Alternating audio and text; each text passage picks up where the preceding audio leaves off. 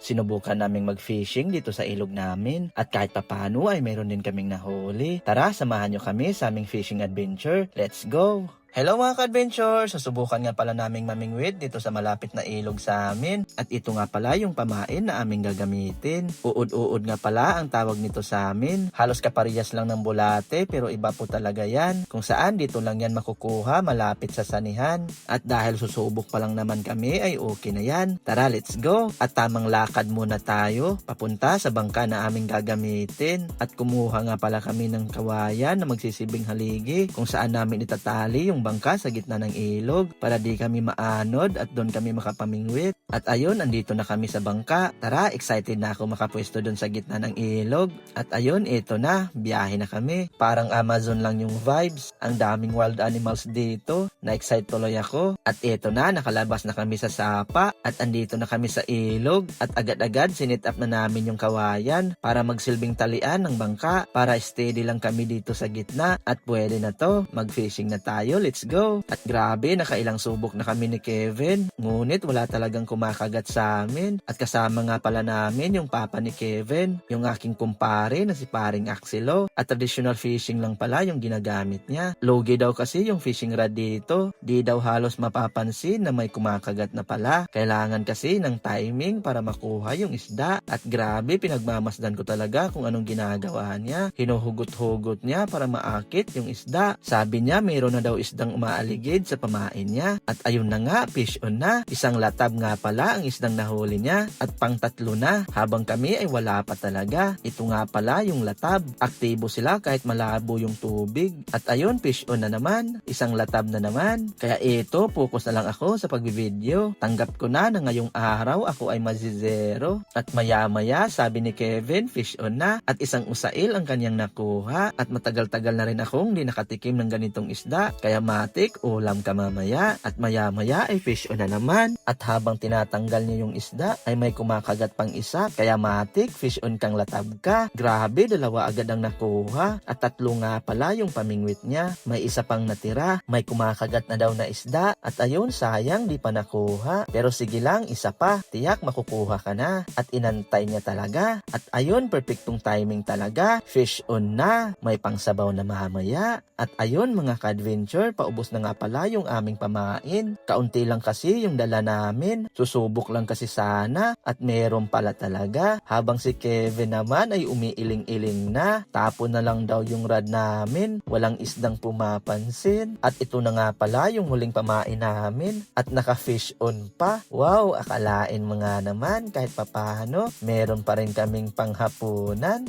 At ayun mga ka-adventure, dahil wala na kaming pamain, ay nagdesisyon kami na umuwi na. Balikan na lang namin to bukas na maraming dala para di kami mabitin at makarami kami ng makukuha. At ito nga pala lahat ng aming mga nahuli. Kaunti lang pero ulam na. At eto na, sarap humigop ng sabaw. Yum yum yum, kainan na. At yun lang po, maraming salamat sa inyong panunood. God bless po sa lahat at ingat!